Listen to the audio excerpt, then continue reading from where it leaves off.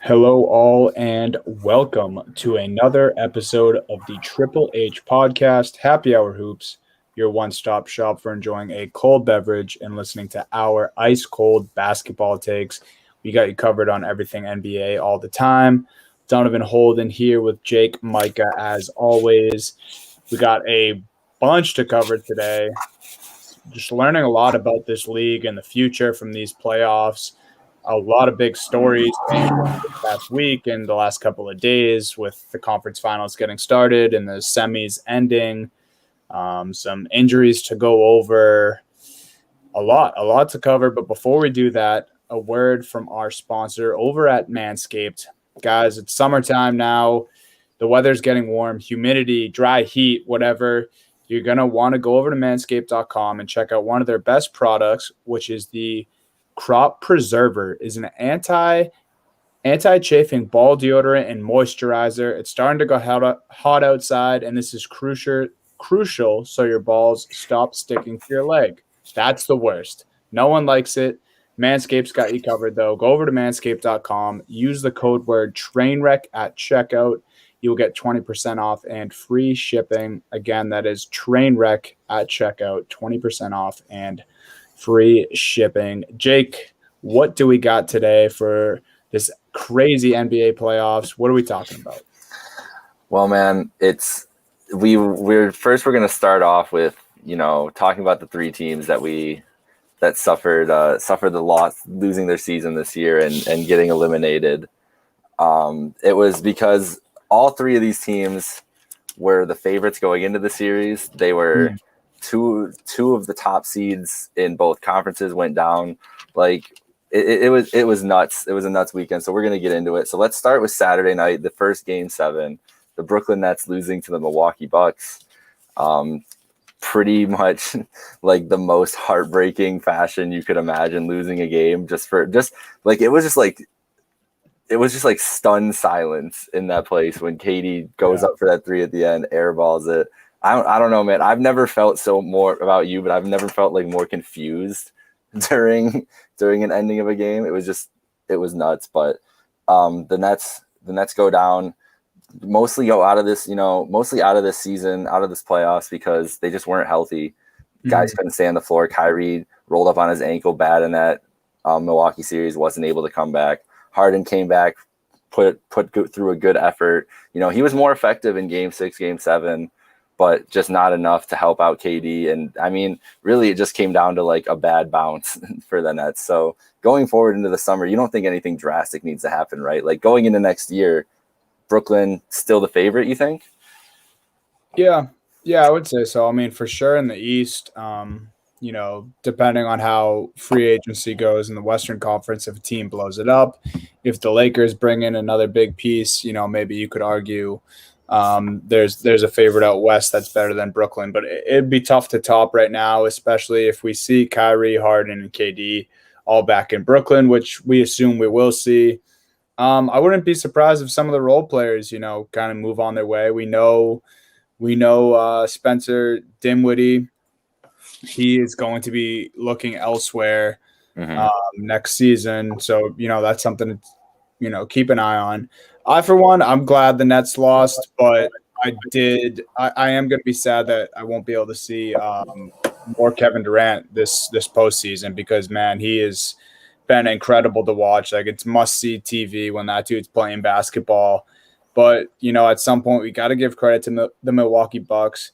My biggest thing for that game 7 was I feel like if Kevin Durant doesn't hit that shot to force overtime, or if that isn't the look that he gets to force overtime, I think his shot at the end of overtime is a little different. Like, I think he just was like, I hit the shot like 5 minutes ago. I'm going to go for the same thing, hope for the same outcome. Like, I think a lot of the times players with his caliber, with that much time, and you catch in an ISO situation with a smaller guy on you, like I'm a little surprised we didn't see maybe a drive to the hoop.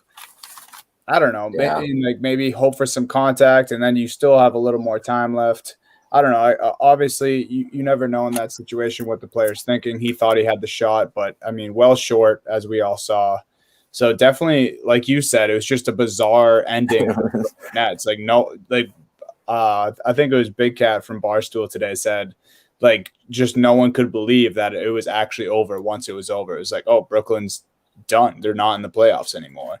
And I mean, kind of got to call it a bust of a season. Injuries are what they are, but I mean, it's just so crazy to have those three guys on the same roster, and then, this is where they end up. Yeah, miss an opportunity, like a golden opportunity, because you look at the way the rest of this league is. Yep, this is exactly it, Rip. Like, that's exactly what we're talking about. Like, when you have that kind of golden opportunity, like, you look at the way the card played out. If they would have gotten Atlanta in the conference finals, Atlanta, like, against Brooklyn, is no one would ever think that Atlanta is going to go through that series. And we'll get to Atlanta soon here, because maybe that's just the story of this team, is that no one thinks they can do all this shit, and they are actually able to. But I think that the Nets would have been a favorite in the conference finals, and then against the Clippers or the Suns in the NBA finals if it got to that point. So, it's a missed opportunity, but I'm excited for the KD revenge tour that's inevitably coming next year, because shot, everything we know about Kevin Durant, that shot is going to eat alive at him all summer long, and definitely going to come back furious next year. And he's clearly, like, he's healthy, he can play. Like, he played missed 4 minutes the last 3 games. Like, he's ready to go full bore next year if he wants to go on a full on revenge tour, MVP type Kevin Durant season. It's also scary for any other country that's participating in these Olympics, because Kevin Durant is committed to Team USA basketball. We saw some other big names, not commit. Was Steph Curry decided not to. Donovan Mitchell decided not to. Saw James Harden, his teammate, will be joining him. So I think I would steer clear if I was anyone going up against Team USA this summer, because Kevin Durant is probably going to give us a glimpse of that revenge tour for next season this summer with Team USA. So I guess that's the one positive that comes out of this weekend. We probably will be seeing some Kevin Durant basketball sooner rather than later. But yeah, definitely disappointment for the Nets. And like you said, we'll probably see at least the same core next year. And then, the moving pieces, it doesn't really matter all too much if these three guys can stay healthy. That's true. And Sean Marks did say there will be changes, but that's obvious. Like, Blake Griffin's not going to be here next. Like, no. Maybe no Jeff Green, maybe no Shamet, but obviously, you can bring in guys of who's that. Not going to want to go play there, yeah. Yeah. So Team USA, just before we move on, Team USA, Damian Lillard, Draymond Green, Jason Tatum, Bradley Beal, Devin Booker. Devin Booker, while playing in the playoffs, already committed to. That's how dude just wants to hoop. He's like, I'm going to go win a title and then go win a gold medal. That's what his mindset is right now. I think if they make it to the finals, he won't be able to play. I think I saw that somewhere today. But yeah, you gotta love that he's committing even while his team's making a deep playoff run right now. That's just how Booker's a gamer. Yeah, and then Bam, and then the aforementioned Kevin Durant and James Harden. I didn't see, you broke news to me. I didn't see that Curry actually turned it down. But so yeah, I saw today. It was almost like a tag along note on I think it was Bleacher Report that reported that Donovan Mitchell turned it down, and then I saw it was like a side note that it was like Mitchell and Curry both decide not to play Team USA. Okay. All right. Well, yeah, some more Dame time at point. I'm not going to complain about that for the Tokyo Olympics. All right, so let's get into it from yesterday. We've held off long enough. I don't know what to say. I've sat on this podcast in a lot of my personal life and defended Ben Simmons erroneously. I've hyped up Ben Simmons. We had like a top. We have a podcast somewhere that's like the top 10 under 25, and I had Ben Simmons extremely high on that list. And yesterday was probably the worst. I don't think anybody's left on the island. I think if I'm even on the island still, there's maybe like one other guy sitting there left on Ben Simmons Island, as the Sixers blow it at home against the Hawks. If you're still that guy on that island, you're Tom Hanks from Castaway, just absolutely losing your mind. But if he just starts, shooting three to respect it, it'll work out. It'll be good. Yeah, man.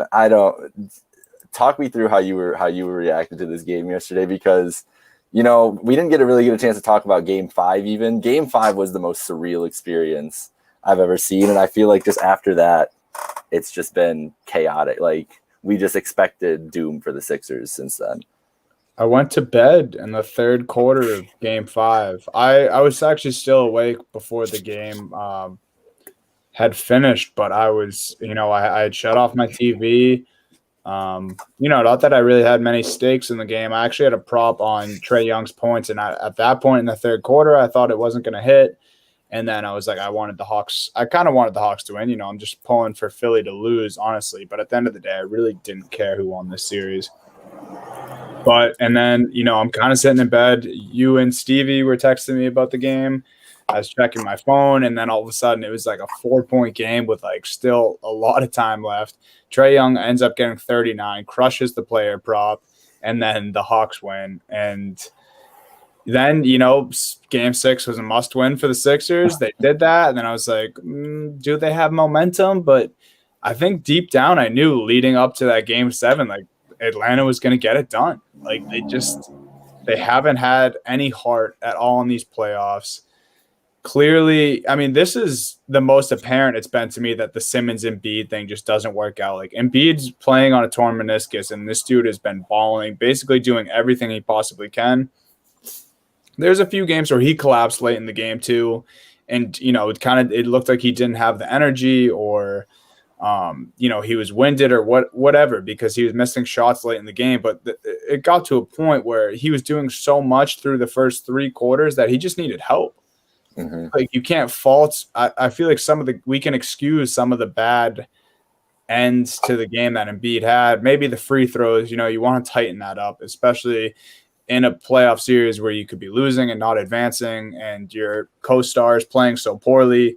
You kind of have to be the guy to hit those free throws. So, I mean, I think that's the one finger we can point at Embiid. But other than that, I mean, it's coaching all the other players, and then very last to blame here is Embiid. And I don't even praise Embiid all that much, all that often. But, I mean, this dude had a hell of a season. I honestly feel bad for him more than anyone else between, fans, coaches, whatever. I feel for Embiid here. Yeah, man. And he was certainly not happy at the end of the season press conference yesterday, or after the game press conference, I guess I should say. No. And he made a comment like something along the lines of, well, there was one time down the floor that we should have gotten a dunk, and it ended in 1 free throw. And that was clearly in reference to the picture. That is like, I've honestly, like, Twitter gives some great sports photography sometimes, just randomly on the timeline. Like, you just see people retweeting like crazy sports pictures.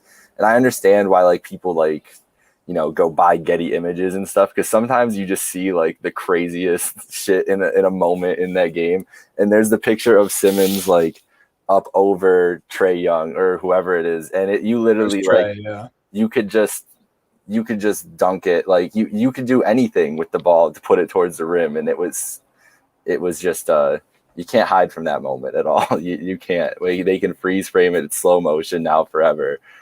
And it's going to be it's going to be a thing. Like, I saw on The Athletic earlier, they put like the pass as one of the things. And yeah, man, it's hard to come back from that when you're that guy in this situation he's been in for Philly. And like I said, I feel for Embiid. I also like don't really mind his comments about Simmons after, because he didn't really say anything too rude, or like, not that he was even attacking Simmons. He kind of beat around the bush and like was almost hesitant to say it, but then he was kind of like I kind of almost have to say it. Like, I mean, I just talked about how he couldn't have done really much more to keep Philly in this series, and all he really needed was Simmons to just make one play in 1 fourth quarter of this series, and the dude was non-existent. I mean, the money this guy makes, the hype that he gets. I mean, he has the talent too. Like, it's weird. Like, you texted us yesterday and said this is literally all in his head, and like 85% of this is like, if you're not a jump shooter, fine, but you can find ways to impact the game. And that play in particular is one of them. I mean, this dude is one of the best finishers around the rim we've seen all season long. Like, he's dunked on several guys on this Atlanta Hawks team throughout the whole series, but he just couldn't do it down the stretch for some reason. So I don't really blame Embiid, especially where we've seen this year after year after year now, and they keep saying, trust the process, trust the process. I mean, it's getting to the point where it's like, trust that Ben Simmons is going to figure out how to play basketball. Like, Embiid, like he's done his part. He's carried his weight. He had a shitty coach for a couple of years in Brett Brown. And, I mean, Doc, obviously he needs some blame here, especially given his history. Is kind of coming up short in the playoffs. He's now 6-9 in game sevens, which first of all, the fact that you have to, like, it's not, I feel like it's not a good thing to be the coach with the most game sevens. Like, that means that you can't put teams away even when you win series. But it's not even that. He has lost 9 of them. And the stat is also that he was up in every single series that he's lost, either 3-2 or 3-1. Yeah. And you don't want to be the coach who has the most game sevens, especially with the talent that he's had. It's not like he's like rode with one team and he's been bringing like these mediocre teams to the playoffs and they're getting so close and, you know, they're coming up short all the times in these game sevens. Like, that's not the case. Like, this dude, I mean, he's lost game sevens with, you know, some of the talented team that he won a championship with in Boston. And then it was Lob City with Chris Paul. And then, I mean, and then this year with this team and going back to the day with, who was it? Tracy McGrady and Grant Hill. Yeah. So, like, it's concerning. Josh Smith let him have it. Josh Smith loves roasting.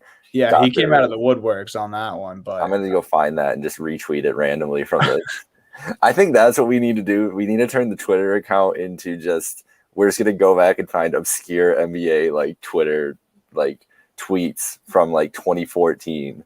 Like, when people were just wilding on Twitter and just every day, just retweet some random ones just to remind people, like, this is a good idea. Yeah. But there's plenty of them out there.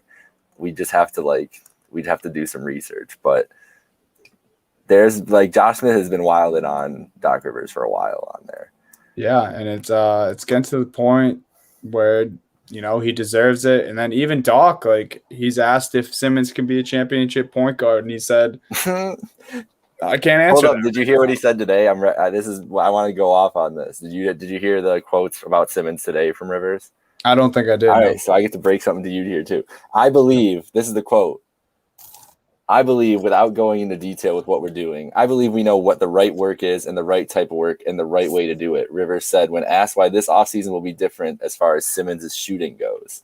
They have a plan to fix his shooting in the offseason, apparently. Now, they said the word right 3 times there. Is he going to switch his hands? It's Kevin O'Connor from The Ringer. He's been saying it for like 3 years. Ben Simmons shooting with the wrong hand. He wrote a big article about it before. And he said right 3 times. It looks like just watching his jump shot, it looks like he almost doesn't know which hand he's shooting with. Cullen says the plan should be to ship him out. That's what I'm thinking. Yes. The plan might be. That's the right plan. I do. Yeah, I think that would be a good segue, especially because I feel like we've all heard this before. How many times have we heard, you know, Simmons say that he's going to fix his shot? Or someone on the coaching staff is going to fix this shot, or we see the videos of him making like 6 threes in a row at, you know, one of his random gyms that he's practicing in the offseason. It's like, I can hit 6 threes in a row. That doesn't mean I can come up big and beat Joel Embiid's co-star. Yeah. Like, come on. Things they say about Ben Simmons, like hitting threes, is like stuff that I try to do at the gym, like just shooting threes. It's like, it's not that impressive, bro. I've also seen videos of Shaq hitting threes. Like, that's – like when he messes around and like playing in the gym with his shot worse than Shaq from the free throw line. We've used Shaq as an insult for free throws our whole lives, and this dude shot worse than Shaq. Yeah, that was a crazy stat. I heard that this morning. The worst free throw percentage in a playoff series. Ben Simmons now holds that record, and Shaq was the lowest before this. Also, I love that Shaq just did not shy away from his comments about Simmons after the game. No, he did not. He said, "I would beat the shit out of Ben Simmons if I was in the same locker room as him." And he was not kidding. Like all the other guys on the TNT crew were cracking up. Shaq was like, "I could not be more with his serious construction right now." hat on. And I honestly believe him. Like, oh my God. man, like you just need your co-star. Like that, it's just unacceptable. He's not. That's the thing. He's not what we thought at this point. He has to prove it back because he's not a coach. He's had so much. It's media hype, and he puts up the numbers because Brett Brown basically force fed him, and Doc was like, "No, like I'm not playing this dude when he's not producing," and we just learned his flaws because Doc exposed them for us. Mm. So now because the slander of Ben Simmons. I mean, we could literally go on for an hour about this. Yeah, this could be. Twitter's done it enough. I don't think anyone actually has done it. I'm officially off. Like I defended him for too long. Yeah, he hurt me this time. I'm done. Fuck him. You convinced me a couple times this season. Yeah, I feel bad now. We can go back where I'm praising Ben Simmons at some point, and like it's kind of the crazy thing, but this is what everyone has to keep getting back to. Yeah. Tobias Harris was more of a co-star than Simmons. But that's the problem too. Is like the fact that Tobias Harris is the co-star is also neither of them are a second guy. They can't. Hey, they could have just stayed at number 3 and picked Jason Tatum, or went to number 1 and picked Jason Tatum. Who no one comes after the Sixers enough for that. But that should be in their thought. That should be every single tweet that people tweet at the Sixers. Like, hey, who'd be better than not Markelle Fultz? Markelle Fultz is not even there. Jason Tatum answers every question that that is Sixers what we have do right now. And it's because well, you do. Yeah, you definitely do. It's crazy too, because for years, like literally up until this postseason, Philly fans would argue that Ben Simmons is better than Jason Tatum. Yeah, no more. We're done with that. Is Ben Simmons better than? I'm trying to think of Rui Hachimura. Yeah. I thought you were going to say Jaylen Brown. I don't even think he's better. He's not better than Jaylen Brown. That's not even a question. So maybe it's beating a dead horse. Maybe we're not giving him enough shit. He deserved it. He's going to continue to get it. So it doesn't matter if we do it or not. What do you even think is a realistic package for Simmons at this point? Do they move him for cheap and just try to get rid of him? I don't even know if Embiid, is Embiid going to be happy? Is it going to get to a point where Embiid wants out? Yeah, I've wondered that, but the talk all around Embiid is that he's like almost Damian Lillard-esque devotion to Philly because they just love him so much. So I think he basically gets to decide whatever the fuck he wants there. And those end of the season interviews did not sound like a guy that wants to keep Ben Simmons around. No. It's not. It doesn't. It makes his job harder to have to worry about Ben. Even the best case scenario of Ben makes his job harder. So I don't know. Like the bad part about a Simmons trade for the Sixers that he's at the lowest value he'd ever have. We literally were at James Harden at one point. Exactly. Imagine James Harden with Joel Embiid. Ben Simmons, if OKC thinks of him as a building block, grabbing some of those picks, they need to be in. If Bradley Beal is on the table, they need to be all in on something for Bradley Beal for sure. One of these guards is going to be unhappy. Maybe it's Donovan Mitchell, and maybe that's our segue to get into the Utah Jazz talk here, because I think that there's always a star that asks for a move out that we don't expect to be on the move, right? Like, did we expect James Harden to get traded last year going into it? No. We were all still talking about the Rockets, talking about whatever they were going to build with him and Christian Wood and whatever else. And then, bam, James Harden was like, nah, I'm getting a trade out of here, and he was gone. So Donovan Mitchell, has had noted issues with Utah. We've talked about it since he was out game 1 this year, had the issues with Gobert in the front office last year. And that's a guy who, would answer pretty much every question for the Sixers. The Sixers would have too. But I don't know if the spacing between Ben Simmons and Joel Embiid can't work. I don't know how that would work with Rudy Gobert, but yeah, that would be an issue. Not saying the Jazz don't even want to do this, but I'm just monitoring which one of these guys is going to ask out and where the Sixers would be trying to this, because the Sixers have to be in every single talk about any big scorer that wants out and be offering Simmons on the table. Yeah, it's just crazy because like it seemed like the league had a consensus of what Ben Simmons' value was, and it was almost that I feel like if you asked any GM in the middle of the season and everyone and going into the season, everyone was probably on the same page, where he was at value-wise and what they would have to give up for him. But now, I mean, it's anyone's guess at what these GMs are thinking, what he's worth, and it's basically going to come down to if the Sixers do plan to ship him out, which I mean, I think most people would agree they'd be crazy not to, but it basically just comes down to them getting robbed one way or another because they're just kind of going to have to do that. Like they might have to settle. Like we might find one of these situations where we're getting reports all summer long that like only 2 teams are interested in Ben Simmons, and no one really cares at this point. Like I'm not saying that's definitely going to happen, but I mean that's a real possibility, and I think Philly needs to be ready for that. So I don't know. It's going to be really tricky, but like you said, just get another scorer next to Joel Embiid, because my biggest issue is he doesn't need a fantastic facilitator. Like this dude can score on his own when he wants to. Like he needs another guy that can go get buckets. Like Harden, I know we've harped on this and talk about beating a dead horse. Like Philly is just, they got to be kicking themselves. And maybe they couldn't get the right deal done with Houston at the time. But I mean, a guy like Harden would just be impeccable next to Embiid. That's like it's the craziest unstoppable duo you can think of in the league today.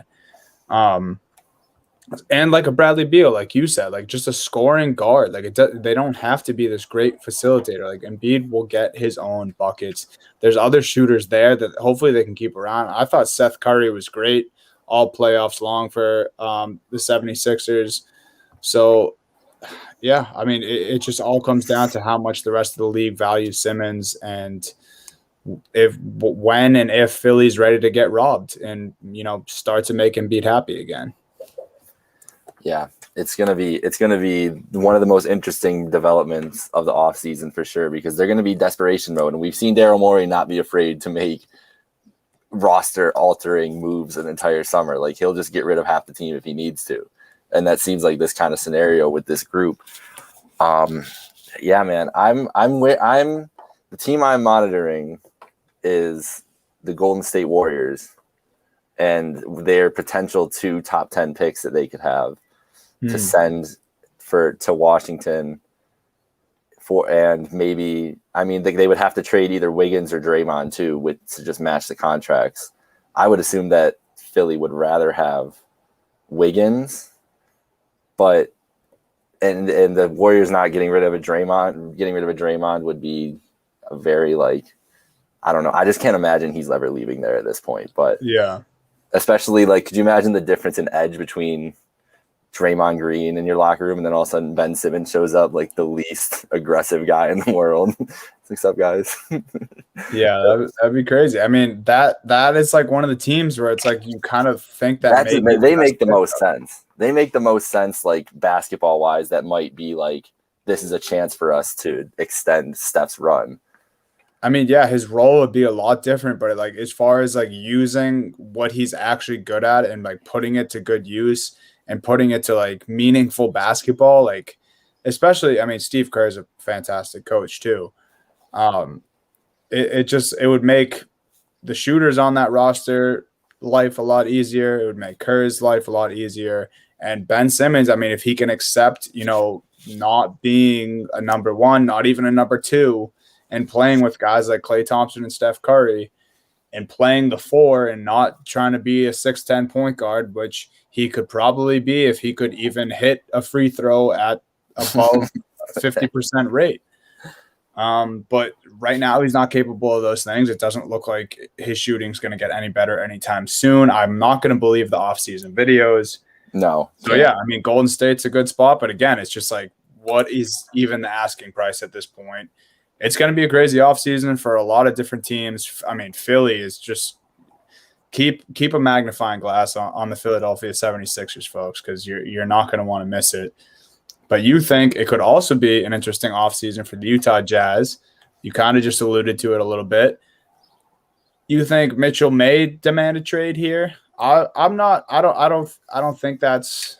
I don't think it will happen. Of course, it's possible. I think if Mitchell's super unhappy, I mean, if you're the Utah Jazz management, you are shipping Gobert before you do anything with Mitchell. That's my opinion.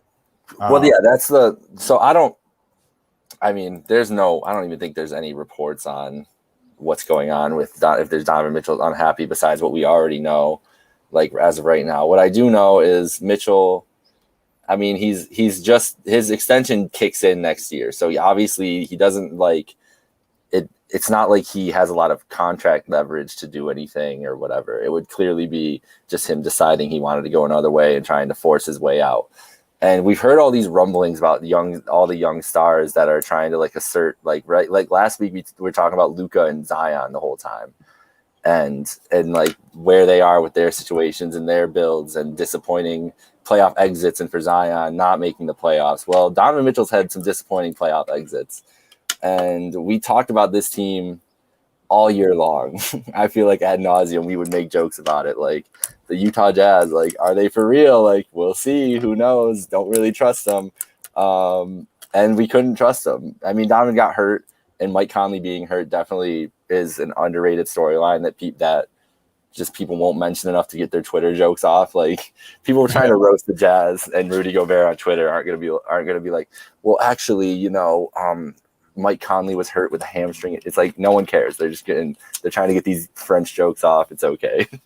And well-deserved for Rudy in this series, because I think this series really exposed a lot of issues that they just have. Same thing with the Sixers. A lot of issues that they have fundamentally, because in a one game situation throughout the whole year, Rudy, amazing. He's going to disrupt everything. He can destroy your offense on some nights, whatever.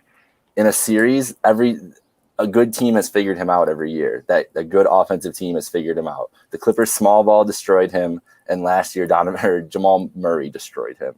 And that's just what it is. And so that is the issue. If you are the Jazz, you should be exploring whatever you can get for Rudy Gobert and build this team in a modern NBA role, because that's what's going. Small ball wins titles. Like that's the teams left are all versatile enough that they can go small or have Giannis, who's a freak. Right. And Gobert doesn't offer that. Gobert doesn't offer that for them. So whether Mitchell wants to leave or not, they need to be proactive in trying to build a better team around him, because this team has limitations because of Rudy Gobert. Yeah, and it's crazy. I can't believe I had forgotten this when I brought it up in the first place. Obviously, Gobert's the guy you want to move if we're talking which one of them has to go, like we're just speculating here because like you said, we don't even know if either of them are unhappy enough to not try to run it back. But I'm just remembering Gobert's massive overpaid contract that he has, and where I think a lot of people would be interested in Gobert. I don't know if anyone wants to absorb that. I wouldn't. For like what he actually brings. Of course, he's great 3-time defensive player of the year. No one is really doubting his individual defensive efforts. But as you mentioned, if you're a good playoff team, if you are as talented as the Los Angeles Clippers, even without Kawhi Leonard, you can break that down. Small ball is the way the NBA is going. Spreading the floor is the way the NBA is going. Yes, he had a game-winning block against Marcus Morris in one of the wins in Utah, and that was great. But the rest of the series, like, what does he have to show for it? There was literally times in that Game 7 or Game 6. Did that even go 7? No, Game 6. Yeah, Game 6. They didn't even get to 7. That's the thing. Yeah. Like that's the worst part, is that they didn't even get to 7 without Kawhi Leonard. Like Kawhi went out, and Paul George of all people, playoff. That's what I was going to say. And that Game 6, I got this shit. Like, and I don't want to forget Terrence Mann, Lowell, Mass native, put on a show in that Game 6, 39 points. But then, like I said, this is what I was going to say, is Paul George, like, he would do a screen and roll, make Gobert come out onto him, take a few dribbles behind the 3-point line, and then just drive it at him. Literally challenge the 3-time defensive player of the year. And he go, I am a better scorer than you are a defender. And that's playoff P saying that to you. So I want to give the bigger meme their credit, give Paul George his credit. But I'm just kind of sick of how much the Utah Jazz made me flip-flop on their team this year, because at first we're bored and we're like, okay, now prove it. You're the best team in the league, regular season, of course. And then I was like, oh, they are proving it. They won 4 in a row against the Grizzlies after the first loss, and then they went up 2-0 on the Clippers. And I was like, oh, wow, like Mitchell's proving it. And Mitchell did prove it. But I think he definitely was feeling that ankle. He told us, he said to the media, he's like, I don't have what it takes right now. And he had 39, 9 and 9. I know. Like almost a 40-point triple-double. So, I mean, I don't know if a move is even made this offseason, but I think sometime soon Gobert is expendable, especially when you have a guy like Mitchell. I think even Jordan Clarkson is maybe a guy you look to move. I think a lot of teams would be interested in him, even though he was so great. I think he's a great fit for Utah. You just got to think about bringing in another guy to help Mitchell, because clearly right now they don't have it. Yeah, and it's going to be they might be a team that gets really aggressive too, because they want to maximize this window where they have, a top 15 NBA player in Mitchell right now, and an ascending guy still. Yeah. You got to take advantage. I think what we really need, if they're gonna keep Rudy Gobert together, I think they need to go on an episode of The Cube with Dwayne Wade, and that's how they'll solve their teamwork problems. I watched a little bit of The Cube. I was watching a little bit of The Cube the other day, because it was on after the game. Yet. I'm gonna tell you, bro, it was pretty lit. I'm not gonna lie. As far as game show goes, you could get down with The Cube. Like, you would have fun. You'd have fun in The Cube. Dwayne Wade's a good host. He gets to do like this one thing. He gets one shot. He can bail him out. A lot of pressure on D Wade there, but yeah, I think Gobert. You put Gobert, put Mitchell in there, let him figure it out. Let him hash that out inside the cube. Get it rolling. Good chemistry building activity with Dwayne Wade, partial on the Utah Jazz. Exactly. All right, let's get into it then. Let's stop talking about teams that are done doing stuff now. Let's talk about teams that are doing stuff. Yeah. And not on the basketball court, but Brad Stevens, the president. I love that he is not the general manager, because all these teams have different names for basically the same person. But we've joked that he's the president for how long. It's been his nickname, and now he really is the president of basketball operations for the Celtics. Makes his first move. Dunny, how did you feel after seeing on Friday, right? Kemba Walker out, going to Oklahoma City, as well as the number 16 pick and a 2025 second-round pick for Al Horford, Moses Brown, and a 2023 second-round pick from the Oklahoma City Thunder. Loved it. I had finally came to terms just like, kind of just before this trade, like a few weeks before, when Brad was named president, when the stories were starting to come out that Kemba was kind of neutral and that he might want to break up with the Boston Celtics. So, I was a big supporter of Kemba Walker.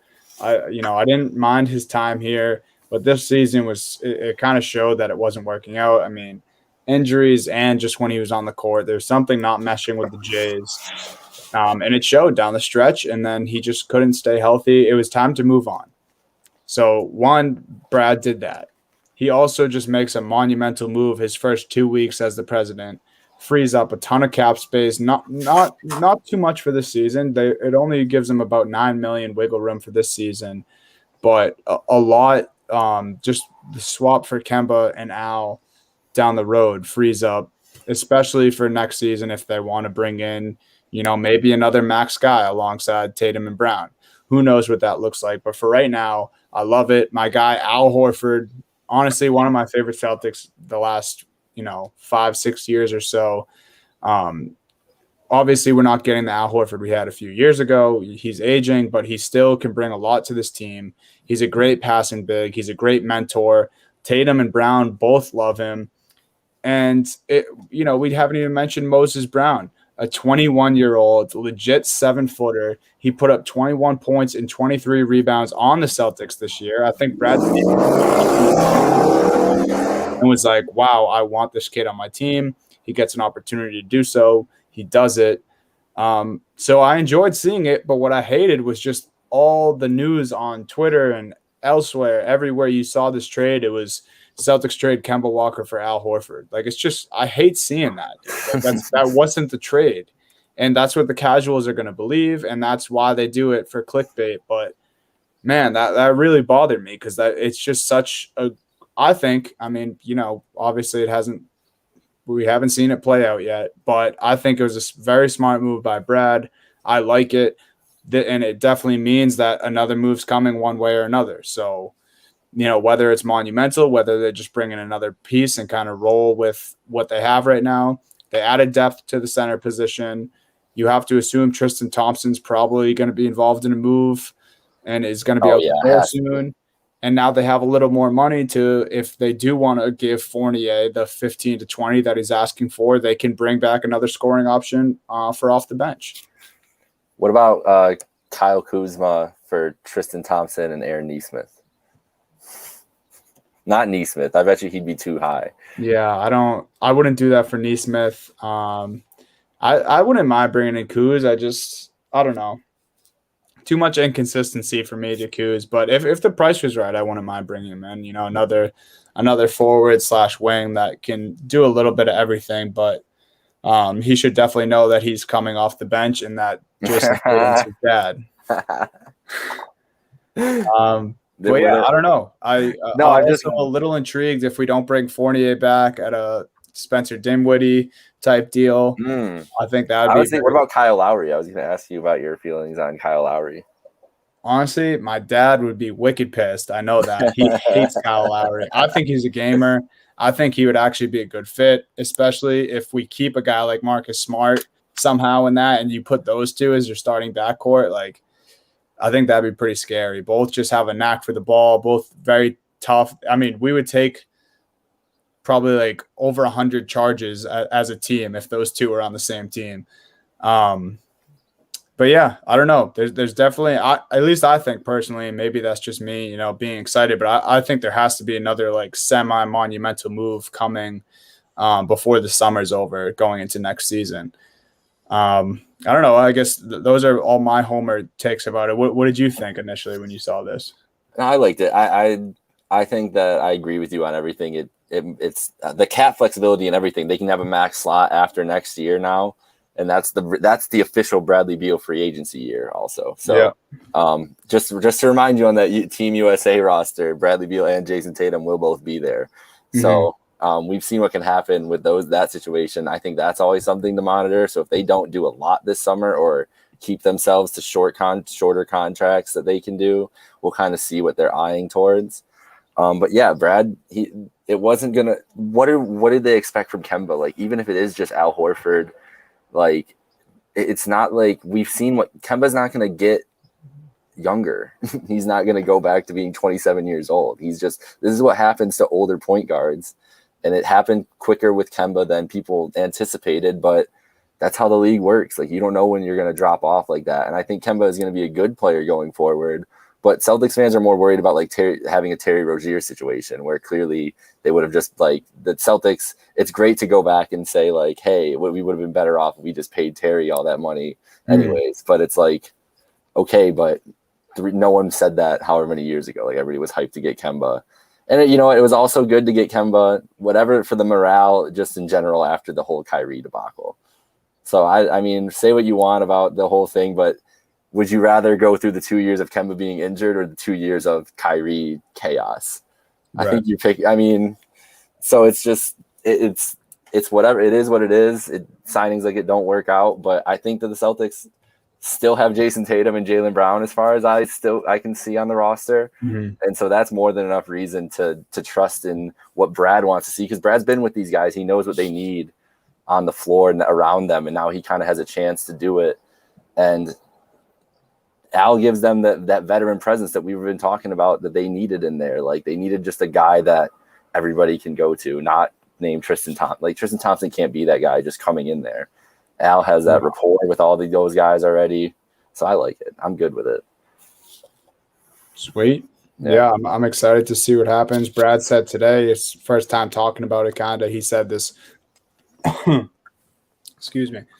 He said this obviously was a financial move first before everything. Mm-hmm. I mean, and that's kind of clear. He said he was happy to bring Al Horford back. And then he said, second thing on the list is just doing whatever it takes to put the best talent around Tatum and Brown. He's been in close contact with them. So I'm seeing all the right things. I'm hearing all the right things. Now it's just a matter of making it happen next season. So let's see what happens. We said Sixers team to closely monitor. Obviously, the Celtics here too. Yeah, this summer. So we'll see. All right, we got to wrap up here quick. So let's just go quick on the conference finals going forward, and we'll be back on here for previews and everything during the week as well. But tomorrow night, Bucks and Hawks. I don't know what to expect from this series, Dunny. Like, I have no idea. Like, the Bucks are 2-1 this year. None of the games that they played against each other were particularly close. The Hawks have just defied all the odds. So I think we're both Team Trae Young, though, right? Like, beginning of the playoffs was the last place I thought I would end up. Yeah, I've just been like overly excited watching him play basketball. Like it's fun. He has Curry moments, right? Like he hits the deep threes, but not only does he hit them, in the first half, but it seems even more so in these playoffs, even when he's having bad shooting nights. Like last night against Philly, he wasn't shooting great, and then he hits these bombs at the end of the game after he had shot 3 for 19 before that. Yeah. And then just kind of makes it happen. So he has these Curry moments. He's a great passer, much better than I thought. I'm really looking forward to this. I mean, you having to know Drew Holiday versus Trae Young, that's going to be crazy. Drew has been a great defender so far in these playoffs. And then another thing you said here is does Giannis present big problems for Capella and Collins? I think he does, but I think you could also flip that and say Capella and Collins were great down the stretch of that Philly series. Yeah. Defensively and offensively. I think, whether they're wearing him down on which side of the floor, offensively, defensively, I mean, those are two big bodies, long guys that you can throw at Giannis. And, either way, I think this series is going to be quite interesting. Yeah, I think that they match up, like both these teams match up well. It's going to be they're both teams are going to be able to create problems for the other team, which is what I find really interesting. And I like what you said about Giannis and Capella and Collins, because Giannis, that interior didn't really get tested by the Nets at all, right? Like there was nobody that could drive. Like every time KD tried to drive, you could just see his lane getting cut off by like 3 other Bucks because they knew there was just shooters on the outside. That's all they really had to worry about. They didn't have to worry about inside presence at all. It's going to look so much different than the way the Hawks cut smart. They make smart reads to the basket. Like there were 3 possessions when the Hawks started taking that game over last night, and it was just 3 alley-oops to Capella, in like 5 possessions or something. It's like on you can't do anything. Too, a few of them. Exactly. Like so those they're going to be able to attack the Bucks in much different ways than the Nets were able to attack them, which is what I'm interested to see. But Giannis is, I mean, say what you want. We can talk shit about the free throws, whatever else. He's had those. He's always going to have those moments. I think we just have to come to terms with that. He still had 34 in a game 7 in a game that they won. I mean, overall, he was incredible. Yeah, he was amazing. Like we nitpick him so much, but like that's incredible. He just needs the help. Drew Holiday really showed up right when they needed him, but he was brutal most of that game 7 and almost lost them that game because they needed just that little bit of offense from another star. Like you could just tell how gassed all those guys were, and it's just going to be an interesting matchup. Bucks currently -350 series favorites. Yeah. So we'll just quickly go here. Last couple thoughts on Suns Clippers. Suns lead 1-0 now. Devin Booker had a 40-point bomb masterpiece yesterday.